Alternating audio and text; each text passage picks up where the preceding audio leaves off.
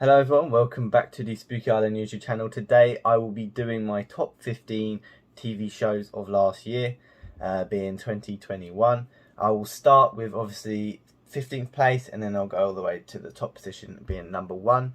Again, it was kind of hard doing this. It did take a bit of time because again there was a lot of good shows last year, and again I'm kind of trying to compete different shows against each other to see which one personally I prefer. And again, I'm putting kind of K-dramas against kind of other types of productions from America and all that, and it's kind of difficult doing that. So again, this is probably a very different list compared to probably a lot of other people. But here, it's my opinion, and yeah, I know there's probably going to be a few shows in there which you maybe would rate higher, and I understand that. There's a lot of shows which I would probably want to put higher, but I just couldn't. But yeah, let's just get straight into it. So 15th place is a joint 15th place, to be honest. It's the only joint position in the top 15. I put Hellbound and WandaVision joint 15th. Again, I feel very annoyed that I couldn't put Hellbound any higher, and I respect WandaVision as well, being a very unique Marvel production thing from their normal. I really did like it. It's not like I didn't like it because it's 15th. It's still in the top 15. I have watched a lot of TV shows last year, but no, Wanda was really good. I thought it's like kind of solid all the way through. I know a lot of people were a little bit 50-50 with the start, but I kind of disagree. I thought it was a really cool start, the way they did it, kind of doing that old-fashioned style, and then they kind of went to the day and age really with the modern stuff, and I really like that, and I like how her character's going by the end, Wanda, and the way Vision was done.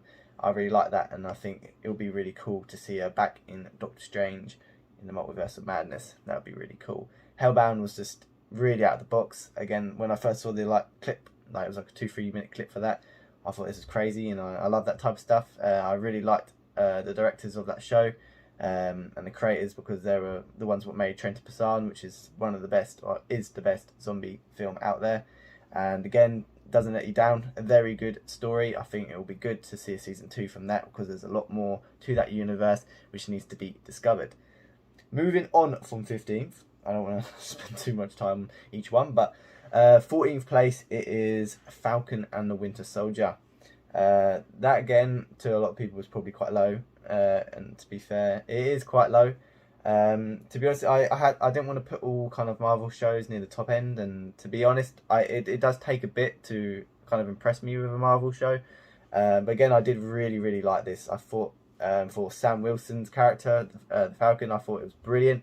I'm really excited to see him in the next Cap film as Captain America, and I think he absolutely kind of did everything right for that role and that character. I really like the way they had that kind of fake cap, which was really cool. I thought a lot of people hated him, but I think people hated him for the right reasons. He was a good character, I think, and obviously having Bucky in there too, really cool.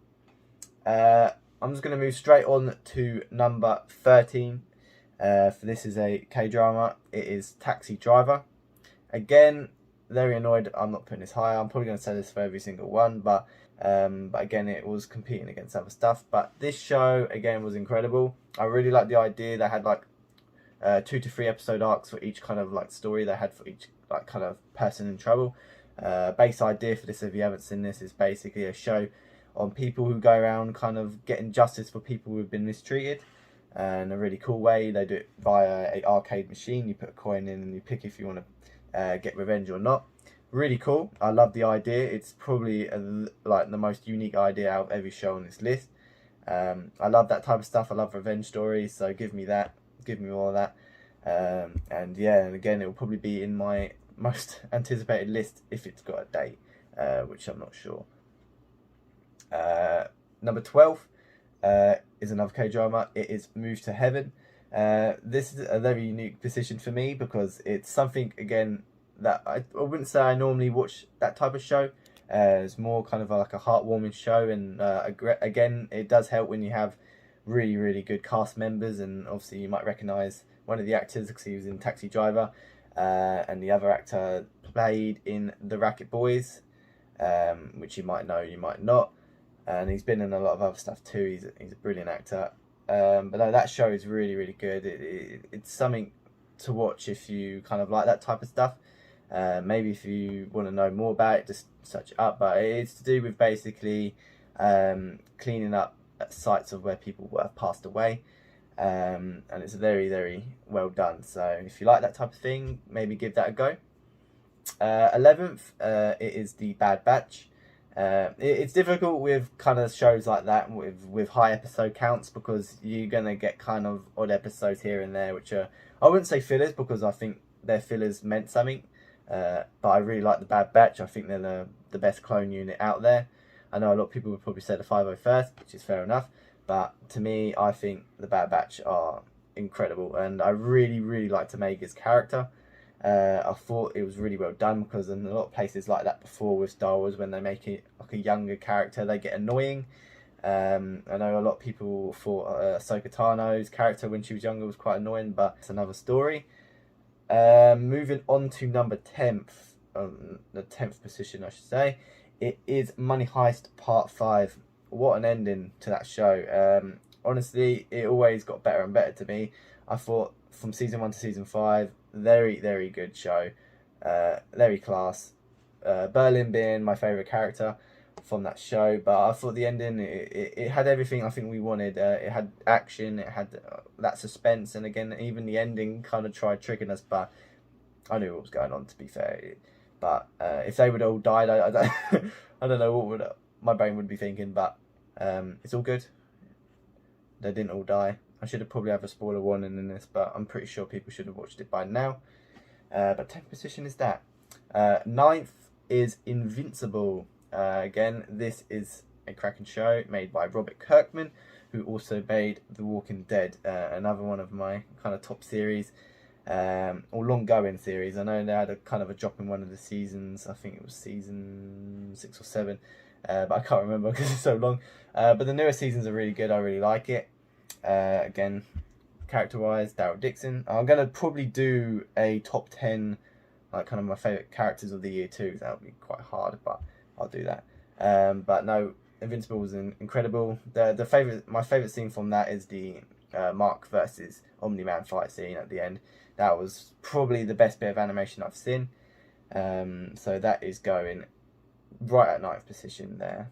Great story, great characters. The amount of characters which, again, need to be shown are there, and characters to be developed. They've got tons of them, and it's really exciting to possibly we get a season 2 next year, or this year, 2022. Number 8th, I've put My Hero Academia season 5. Again, I might seem quite biased, but I do really, really like My Hero. It's probably, although it is my favourite anime. To be fair, it's lower than kind of how I'd want it. It's because of the fact that I think there's a big difference between the first part of the season and the last part. I think the last part is number 1, when we got kind of Tomura's origin story, which is, to me, the best origin story I've seen for a character. I thought it was done perfectly, and I love the way they focused on the villains on the second part, because again, I'm more of a villain guy and I prefer villains. Again, I really like the way it ended, and going into the next season, the war and all that, I think it'll be really good to see. So yeah, that is number 8. 7 is a Marvel show. I've gone with Loki. Loki was really, really good. At the start, I didn't know really what to expect. I've got to be honest, I weren't that keen on some of the characters straight away, but I did kind of grow on them when I got kind of more screen time. But no, it was a really, really good show. I think for show ways, I think it's the biggest. I think it expanded the universe. We got Kang, which was really cool at the end. That was really, really well done. Jonathan Majors obviously taking that role, and I think he'll be brilliant, and he will show in the next Ant-Man film, which will be good. But no, Loki was really, really good. Deserves the position. Number 6 is The Witcher season 2. I really, really did like season 1. Season 2, I think, surpasses that. I really liked it. I thought for all characters, all the main 4, and seeing Vesemir was really cool, and then we're obviously getting more with Geralt and Yennefer. Ciri, I really like. Ciri, I think, is joint with Geralt for me. Yennefer really close as well. I think the shows is really, really well done. I think story-wise, it's got everything there, and especially if you've played the games as well, you'll appreciate that. And the Wild Hunt as well, which got shown in season 2, which will be really exciting, especially with the next season, because a lot of crap will go down. For number 5, this deserves a position or higher. It's for me the best Marvel show out of all the Marvel shows is Hawkeye. I really did like this. I thought it was by far their best production. Again, Loki, it was close, but no, it's 100% Hawkeye. Again, for Hawkeye, I was going into this kind of show where I was like, to be honest, Hawkeye was probably sitting low out of all the kind of Marvel characters for me. It was kind of the same with Falcon. It just didn't really get that much kind of screen time for me to like them enough. And to be honest, it's the same with Hawkeye. But this show has done a full circle on me, and Hawkeye now is one of my favourite from the Marvel universe. I think he's brilliant, and I really do like Kate Bishop. Very well done character. Yelena as well coming in. I was really excited about that. I think she's a really good character and funny as hell. I think Kate Bishop and Yelena are the best duo partnership I've seen, and I want to see more of that in the future for Marvel. So yeah, their future is looking bright. Again, we also got Wilson Fisk at the end. I know a lot of people are kind of like, did they do him dirty?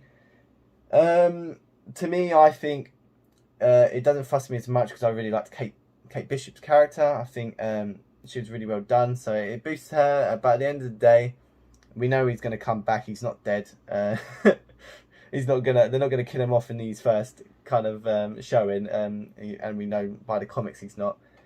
He goes blind.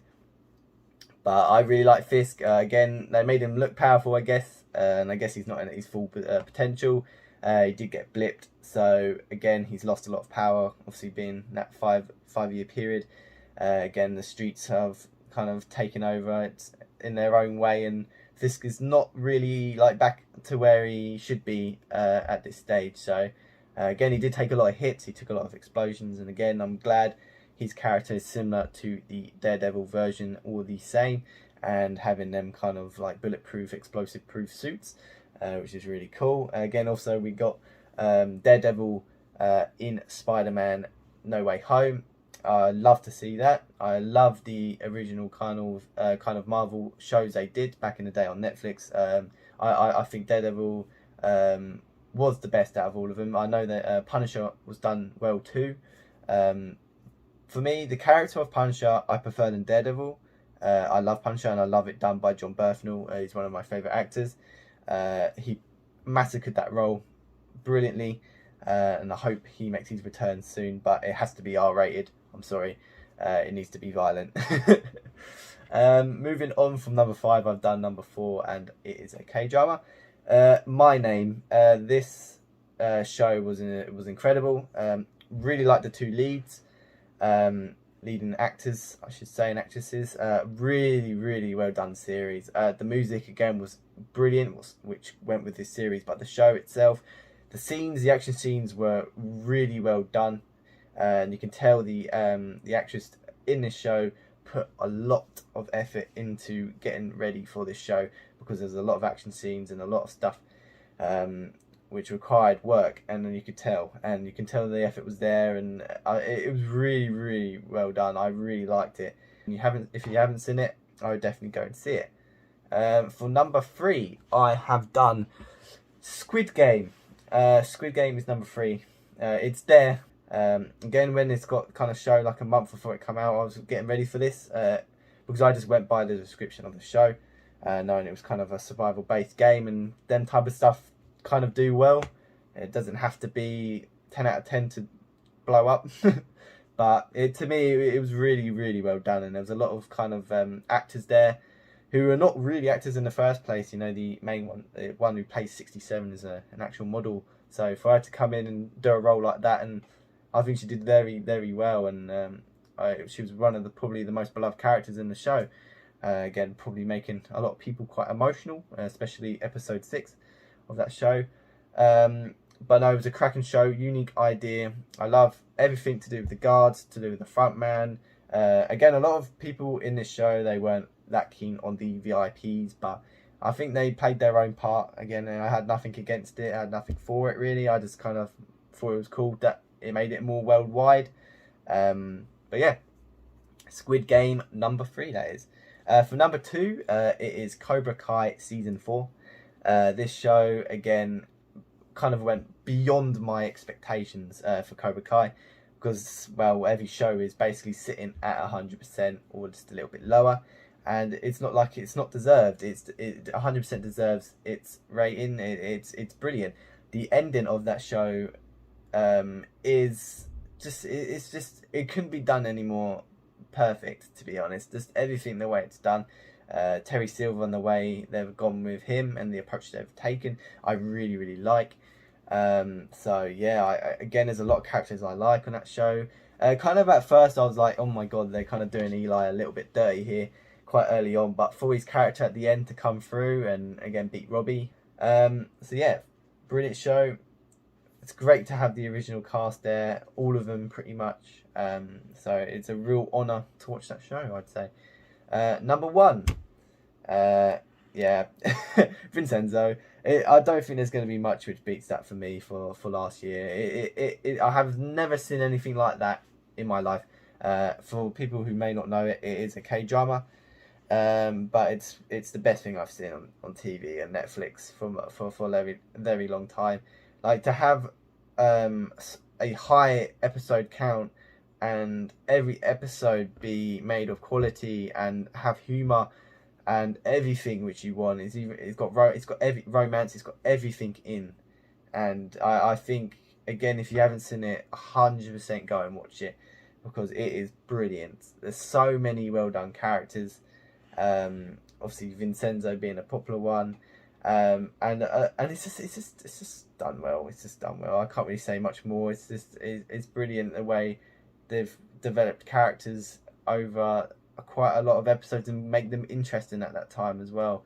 Because sometimes when you get near the end of some shows, you just kind of want to get it done sometimes. But that one, no, I was like lost when I finished that show. I was like, wow, I need more. But yeah, from a season 2 point of view, I don't think we'll get one personally for that show. And I think what will happen, again, I'm not 100% on this, but I think they were going to do something similar with it, like a remake, kind of like what they're doing with Money Heist. So it'll be interesting to see, but I really like that, and I think as a solo thing would be a very good thing to have, but I would be interested to see if they did a season 2 with the same cast. But yeah, that is all my top 15 shows. The next thing I'll move on to will be the most anticipated TV shows. That will be a top 10, so keep an eye out for that. But yeah, cheers everyone for watching. Please like and subscribe, and I will see you in the next video. Cheers everyone.